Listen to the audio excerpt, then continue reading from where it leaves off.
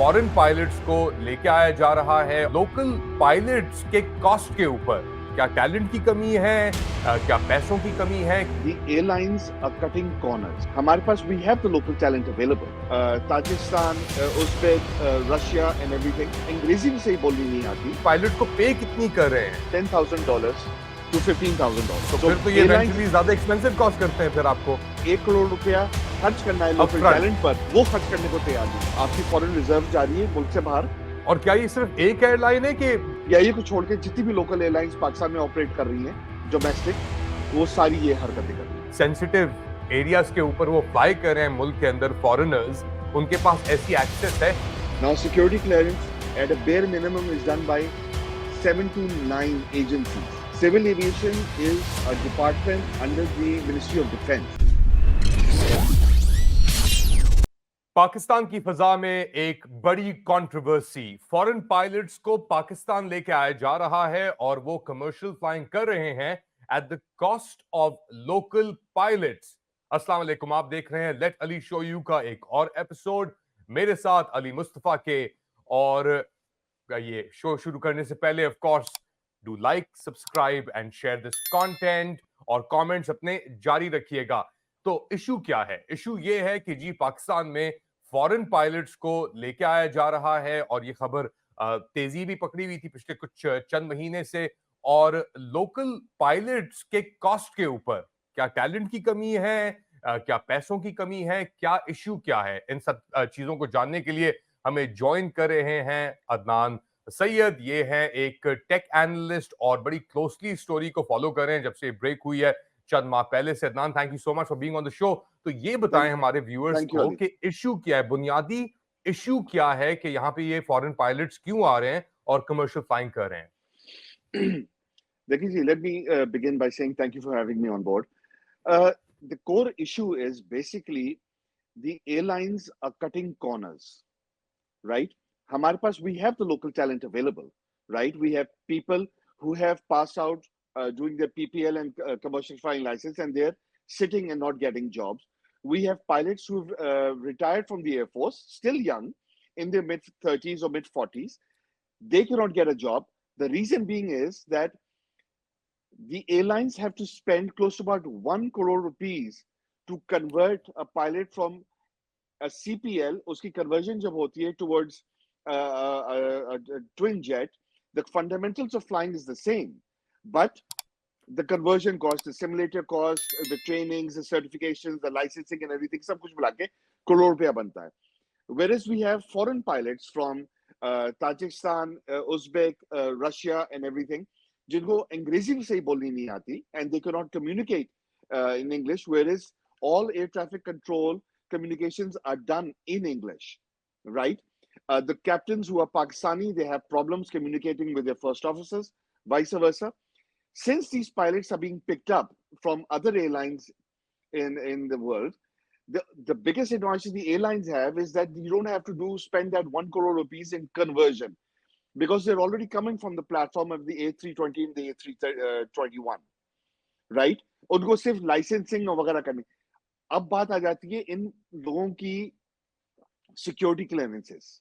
अच्छा, एक मिनट, उससे पहले बड़ा आपने अहम नुक्ता उठाया कि हम फॉरेन पायलट्स को लेके आ रहे हैं रशिया से, ताजिकिस्तान से और जगहों से, क्योंकि हम वो जो 1 करोड़ रुपए कन्वर्जन कॉस्ट है उसको हम पे नहीं करना चाह रहे। लोकल पायलट्स को जो ट्रेन हुए हैं ज्यादातर अपने सिंगल इंजन के ऊपर एयरफोर्स से आ रहे हैं या कहीं से आ रहे हैं, उनको डबल इंजन एयरबस प्लेटफॉर्म पे कन्वर्जन करने के लिए हम वो कॉस्ट नहीं पे करना चाह रहे।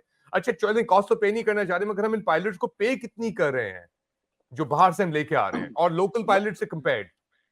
वेल, जो बाहर से पायलट्स आ रहे हैं, we are paying them anything from $10,000 to $15,000. ये बनते हैं क्लोज टू अबाउट 26 लाख से 41 लाख रुपया, 4.1 मिलियन रुपीस। और लोकल पायलट्स को? सर, लोकल पायलट्स की सैलरी रेंज शुरू होती है 10 लाख से लेके 20 लाख तक। तो फिर तो ये इवेंचुअली ज्यादा एक्सपेंसिव कॉस्ट करते हैं फिर आपको। बिल्कुल जी, ज्यादा एक्सपेंसिव कॉस्ट करते हैं, बट एयरलाइंस जो कट कॉर्नर कर रही हैं, वो जो 1 करोड़ रुपया जो उनको खर्च करना है लोकल टैलेंट पर अपफ्रंट, वो खर्च करने को तैयार नहीं है लोग। ये तो शॉर्ट टर्म थिंकिंग हो गई, यानी शॉर्ट टर्म बेनिफिट्स के लिए लॉन्ग टर्म नुकसान हो रहा है ये तो एक तरीके से। बिल्कुल जी। एंड आपका देखें, आप इनको not only are you paying them in dollars, आपकी foreign reserve जा रही है मुल्क से बाहर, you're paying a hotel bill which is close to about 50,000 rupees a day. तो आप 30 दिन के लगा ले 15 लाख रुपए वो हो गए, right? तो एक बंदे पर you're spending close to about 15 to 16,000 dollars other than his salary. His salary पर से वाओ! वो 15,000 डॉलर बन जाते हैं. और क्या ये सिर्फ एक एयरलाइन है कि बहुत सारी एयरलाइंस, सभी एयरलाइंस कर रही हैं? ये कौन-कौन सी एयरलाइंस हैं लोकल? वेल मैं नाम तो नहीं लूंगा एयरलाइंस की, बट पीआईए को छोड़ के जितनी भी लोकल एयरलाइंस पाकिस्तान में ऑपरेट कर रही हैं डोमेस्टिक, वो सारी ये हरकतें कर रही है. अच्छा I'll give you a very ji, ji, go on, Adnan. a very small stat is the total population of cockpit pilots, which is captains and first officers, is close to about 330. 330 लोग हैं. उसमें से 60% जो हैं आपके वो foreigners हैं.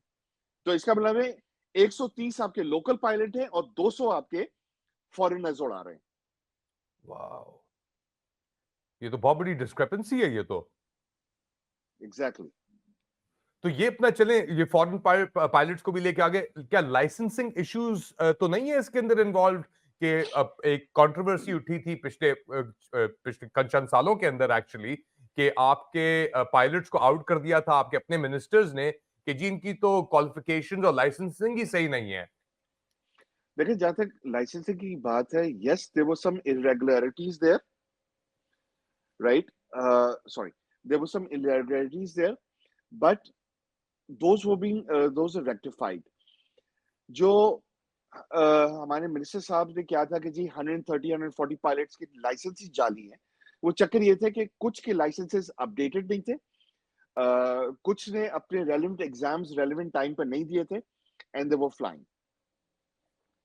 Right? चलिए ये तो अपना लाइसेंसिंग का एज सच फिर इसके अंदर इशू नहीं है. इशू यही आता है फिर आप कह रहे हैं कि कन्वर्जन कॉस्ट का. चले अब ये आ रहे हैं पायलट्स रशिया से और मुल्क से, इनका एक कॉन्ट्रैक्ट पे आ रहे हैं ऑफ कोर्स कि अगर लॉन्ग टर्म हायरिंग इनकी नहीं हो रही तो कॉन्ट्रैक्चुअल बेसिस पे एक सर्टेन टाइम आप यहाँ पे गुजार सकते हैं और फिर आपको पेमेंट भी उसकी हो जाती है.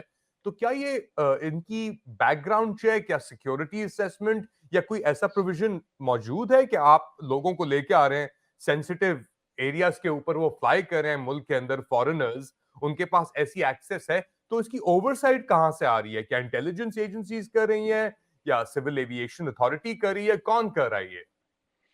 देखिए, there are three aspects to this question. The first aspect is, according to civil aviation law, right, a foreign pilot cannot operate more than 3 months in the current country. That is after the relevant scrutiny of security clearance and everything. Now, security clearance at a bare minimum is done by 7 to 9 agencies जो security clearance देती हैं. I know personally in 2 airlines that these pilots have been operating for a year. आपका कानून कहता है 3 महीने और ये 12 महीने तक ऑपरेट कर रहे हैं, right? Are civil aviation keeping an eye on this? Question mark.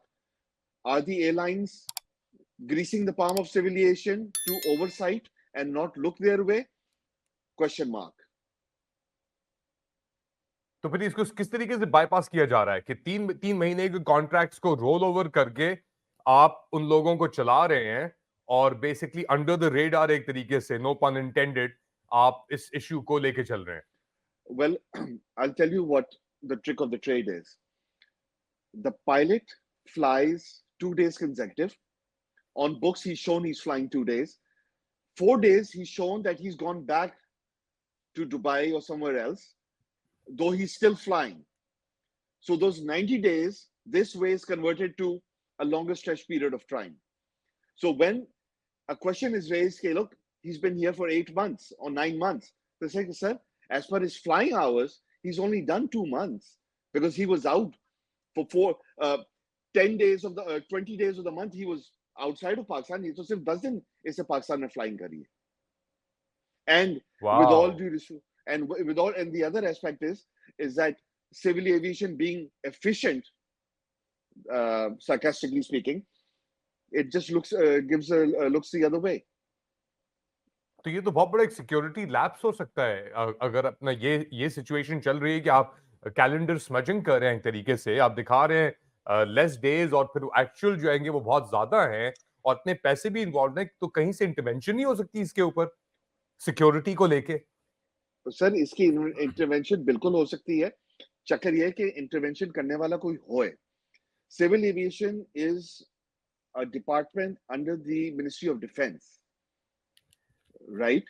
So we need to pull up our socks, whether it be our ground handling of civil aviation, whether it be the administrative way. Civil aviation needs a major revamp. It's a government institution, it should be privatized. That's another topic in the day to make it much more efficient. वो All government our institution है, मगर जो airlines operate कर रही है नीचे except PIA, they are private enterprises. they're private enterprises, but they because the regulatory authority for those airlines is the Civil Aviation Authority of Pakistan. अच्छा, CAA का आप बताएं कि ओरिजिन क्या था और इसके ऑल्टरनेटिव्स और जगह भी तो होंगे ना, कि गवर्नमेंट ओवरसाइट ही होगी, तो क्या वो मिनिस्ट्री ऑफ ट्रांसपोर्ट के अंदर आनी चाहिए? क्या उसकी एक मिनिस्ट्री होनी चाहिए एविएशन की? How should it operate? Well, Civil Aviation Authority of Pakistan is a self-sufficient entity, right? They have all the SOPs, they have all the guidelines, what needs to be done and what doesn't need to be done. The thing is that the people sitting within these organizations, one, are very old school. They're not up to date on technologies. They still believe in pushing paper. And yes, there should be an oversight. The oversight is the government of Pakistan, the Ministry of Defense. But then again, political appointments is a big issue, right? Every senior retired Air Force Air Vice Marshal or Vice Marshal wants to become chairman of Civil Aviation Authority. So if you, unless you do not bring in professional people into the organization, it will not be able to function effectively. Adnan Syed, आपका बहुत बहुत शुक्रिया हमें join करने के लिए। तो आपका क्या ख्याल है, हमने बात की थी सिविल एविएशन अथॉरिटी पाकिस्तान में, जो सीएए, जो कमर्शियल एक्टिविटीज को आप कह लें एक तरीके से मॉनिटर करती है, इंचार्ज है उनके ऊपर, और उनका कहना था कि जी ऐसी कोई सिचुएशन नहीं है, सब चीजें यानी अकॉर्डिंग टू द लॉ चल रही हैं। फॉरेन पायलट्स को आप लेके आ सकते हैं, लोकल एयरलाइंस हायर कर सकती हैं, और उनका ये भी साथ साथ कहना था कि बहुत ही छोटा सा एक पूल है, क्योंकि सिर्फ 300 साढ़े 300 पायलट्स हैं और बहुत मुख्तसर से एयरक्राफ्ट है, एयरलाइंस हैं। तो अगर इस एस्पेक्ट के ऊपर भी उन्होंने दबाव डालना शुरू कर दिया लोकल एयरलाइंस के ऊपर, तो जो 350 पायलट्स हैं वो भी शायद कम ना हो जाएं, क्योंकि जो लोकल पायलट्स हैं उनकी ट्रेनिंग के अंदर भी टाइम लगता है, कॉस्ट की तो हमने बात भी की। तो ये उनका अनऑफिशियली एक स्टेटमेंट दिया गया मुझे कि एज सच कोई इशू नहीं है, एक छोटी सी चीज को बड़ा इशू बनाने की बात की जा रही है। आप क्या समझते हैं? Do let us know in the comment section, और again do like, subscribe and share this content. अपना ख्याल रखिएगा। अल्लाह हाफिज।